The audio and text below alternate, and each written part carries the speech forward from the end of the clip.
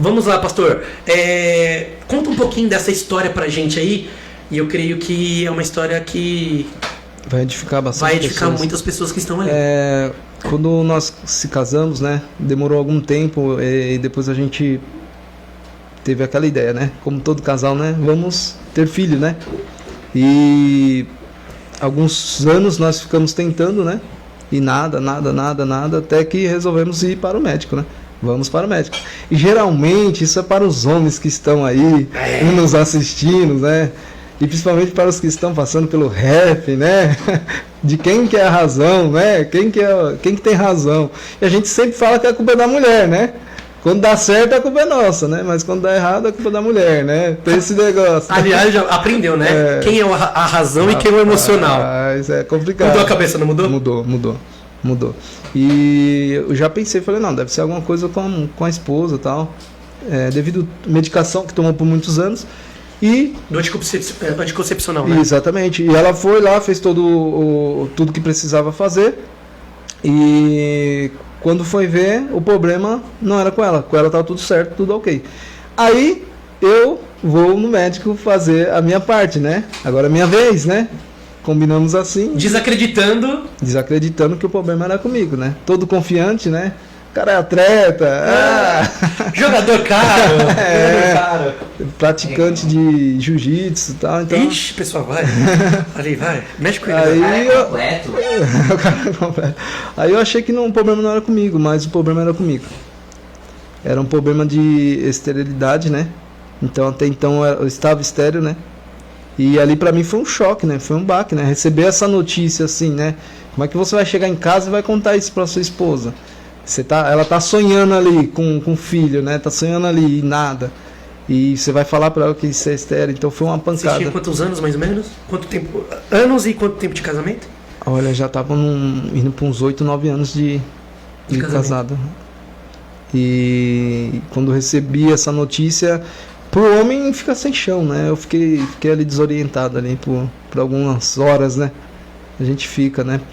E graças a Deus deu tudo certo aí, nós passamos por um procedimento cirúrgico, né? Teve que passar, mas mesmo assim, né? A gente é ser humano, né? Por mais que Deus prometeu, por mais que Deus falou que vai fazer, vai cumprir, eu ainda fiquei meio assim, porque é fácil falar quem tá de fora, né? Mas quem tá vivendo a provação ali é complicado. E o casamento, assim, como que ficou? Porque eu fico imaginando assim, talvez principalmente para mulher, né? Sim. Que é um desejo. Acho que toda, assim, eu sei que tem uma porcentagem pequena que não, mas da grande parte das mulheres querem ter filhos. Sim. Como que ficou o casamento de vocês nesse processo? Olha, deu uma balançada, mas por conta da minha parte, né? Porque passa muitas coisas na cabeça, né? Deu uma balançada. O que passou assim? Você consegue compartilhar com a gente? O que você pensou nisso? Porque assim, o pessoal começou a falar, adota. Só que no fundo eu acreditava que ia acontecer um milagre, né? Eu falei, não vou adotar. Então isso é algo que, fora as piadas, né, que o pessoal faz, né? Principalmente amigos dos homens, né? O pessoal faz umas piadas pesadas. E então eu fiquei. Foi uma situação difícil. Que meio que eu passei sozinho, né? Vamos dizer. Quieto, né? Quieto. É o famoso chorar calado, conversar com as paredes e segue a vida. Ao ponto de você se sentir menos homem, no sentido assim, menos homem que eu digo não sobre questão fisicamente.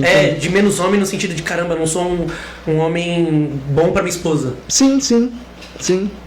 Porque eu acredito que quando um casal ele coloca ali, vamos ter um filho, né? Eles estão se planejando, né? É um sonho dos dois, né? Porque nenhum dos dois, se for o primeiro filho, não sabe como é que vai ser. Porque a gente vê a criança do vizinho, a sua... Você fala, o meu vai ser quietinho, uma benção. Isaac, beijão do papai. Toca o terror. Na escolinha, todo dia lá tem uma reclamação, entendeu? É uma benção. Então a gente não pode falar, meu filho não vai fazer isso. Meu filho não vai fazer escândalo no mercado. Meu Deus do céu. Quantas vezes tive que pegar ali, né? No colo, ter um discipulado mais perto. Amigos precisam ser os amigos que têm filho para entender os filhos. De preferência, não tem como. Não tem como. Gente, é uma outra questão que a gente, hoje na sociedade, a gente vê muito isso. cara casado tem que ter conselho de pessoas casadas. Não tem outra, não, o cara é solteiro, tem uma história de vida, tá, mas ele tem filho? Ele tem esposa? Não, ele tem namorado. Não é a mesma coisa. Cara casado, aconselho de casar. Fase, né? Tá vivendo a mesma coisa, estão descobrindo. Pai, é pai novo também, tá ali descobrindo. Vai entender, por exemplo. Você me perguntou, né, da Lorena, né? A Lorena faz isso, o Isaac faz isso? Não, o Isaac faz isso daqui, mas daqui a pouco ele pode começar a perguntar as coisas. De onde que vem os bebês, por exemplo? Perguntas que a gente... A Lorena tá nisso daí. A Lorena, ela olha pra mim e fala assim, pai, por que o céu é azul? Então, e aí? Porque os oceanos refletem e tal. Essa pergunta também era o... do Legião Urbana lá. Por que o céu é... da música, né? A piada, né? Mas até nessa questão, cara, eu não devo saber o que é. Eu consigo imaginar, mas eu não sei porque eu nunca passei. Você passou por isso. Eu já perdi um filho. Sim. Eu já perdi um filho. A gente tinha um mês, tava o segundo filho agora, com 1 mês e meio, e eu sei a dor de perder. Sim. Eu sei a dor de perder, eu sei a dor da expectativa. Agora eu fico imaginando, cara, o questionamento, como que fica a cabeça. E imagina, dentro da igreja. Complicado. Na época eu não era pastor ainda, né? Sem contar essa questão de acreditar numa promessa. Forte. Como que fica a sua cabeça? Assim, como que você conseguiu administrar tudo isso? Dentro da igreja, questão do profissional, com a sua mulher. Sim. E com você, cara. Você sentindo, né? Foi muito difícil, né? Foi muito difícil. Pra mim foi muito difícil. Lidar com essa situação foi muito difícil. Porque é que nem a gente fala a promessa, né? O futuro, né? Pastor José, Deus abençoe, um abração. Professor Nato aí, tô gostando muito dos seus ensinamentos, né? É o futuro, a promessa. Entendeu? Vai acontecer, mas quando? Até que eu comecei a questionar a Deus, porque, tipo... Colocou Deus na parede? Você começa a pensar um monte de coisa. Será que Deus está rejeitando meu ministério? Será que eu fiz alguma coisa? Eu ouvi coisas que, tipo, você fez alguma coisa que Deus... Pesou a mão. Deus pesou a mão, você não vai... Você chegou a ouvir isso? Ouvi. Ouvi de falar assim, é Deus pesando a mão Eu na sua vida?